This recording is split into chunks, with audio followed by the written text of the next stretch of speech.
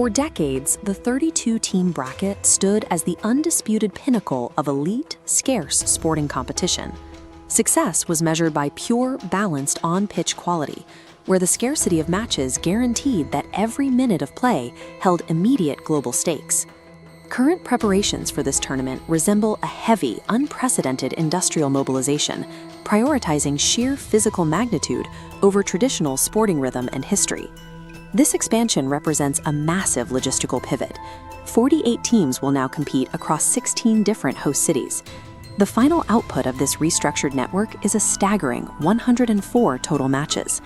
FIFA is effectively disrupting its own product in an $11 billion gamble that replaces a proven model with a high-volume industrial engine.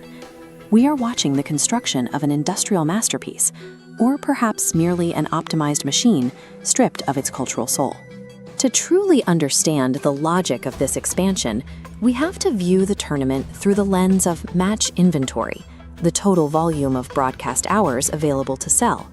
Expanding to 48 teams acts as a commercial multiplier for the entire schedule. This bar chart reveals the primary driver. The new format unlocks a 68% increase in match inventory compared to the previous cycle. Each of these 104 games is now managed as a distinct, tradable commercial asset rather than a cultural event. Critics argue that artificially inflating the number of games dilutes the quality of play, particularly during the expanded group stages. In the current sports landscape, pure quality is a secondary metric. Global reach is the only currency that justifies a scale of this magnitude. The projected return on this disruption is $13 billion, generated in a single multi-year cycle. This revenue is supported by a global audience of 5 billion viewers concentrated into a single month of broadcast.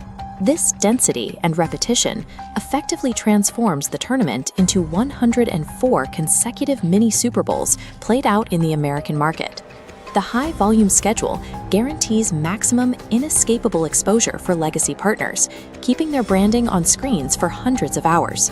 The strategy aims to cement these international brands into the physical and economic infrastructure of the United States. Success in this cycle means triggering a permanent financial re-rating of global soccer assets by fully integrating them into the U.S. consumer landscape. In a system this large, the focus shifts away from the field and into the data. The scale alone dictates the new direction of the game. We can set aside the moral debate over whether this is a stroke of genius or a cynical cash grab. The economic gravity of $13 billion is simply too heavy to ignore. We are watching the irreversible evolution of a sport into a global business engine.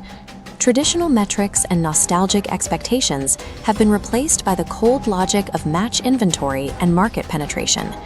Ignore the marketing hype and focus strictly on the raw data. By the final whistle, the game will be defined less by its history and more by its performance as a global economic catalyst. I'll catch you in the next one.